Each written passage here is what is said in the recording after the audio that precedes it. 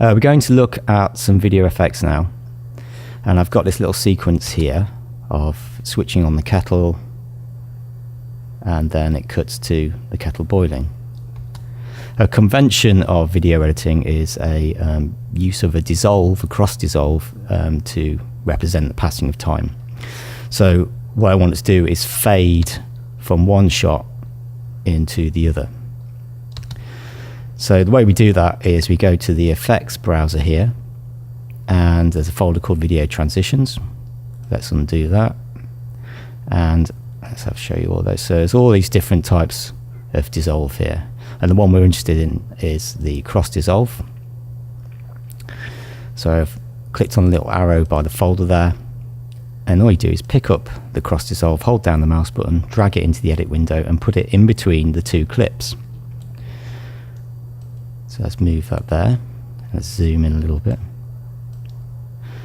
So now I've got my crossfade. If I play that, you should see it fades from one thing to the other. Let's just see that again. Like so. You can adjust the length of the fade if I double click on it, and I can go up to the effects controls here. There is an option there for the duration. So if I click on that, hold the mouse button down, I can drag out. So let's make it 2 seconds long. So now I've made it longer. It's much slower dissolve. Now it's probably playing back a bit jerkily, so that's because it's not rendered. If we look on the bar, or as I mentioned in the previous video, you've got this red section here. So if I go to sequence, render effects in work area, it'll preview the video. And now it's gone green. If we play that again, it should be a lot smoother.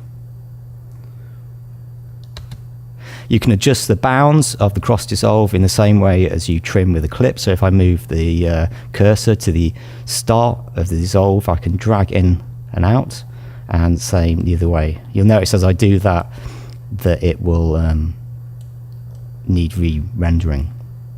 You can only have a cross dissolve if you've got enough material to dissolve into. And I'll show you what I mean. If I get another clip, let's get this one, get mug. So that is the end of the clip. There's no more material after that. So if I drag this other clip and then try and put a cross dissolve between it, it won't let me do it because there's nothing for it to dissolve into. What I have to do is drag the clip I want to dissolve into so it overlaps.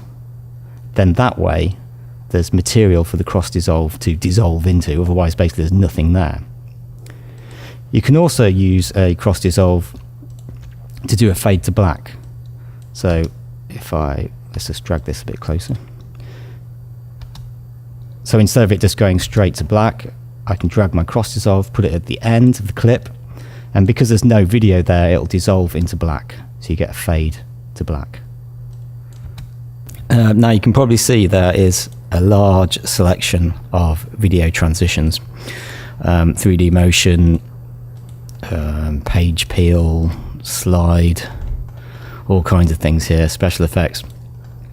Generally speaking, you're not going to use these unless you're doing some kind of, I don't know, retro looking 1980s dance music video, because they're fairly cheesy. I'm not going to go into them.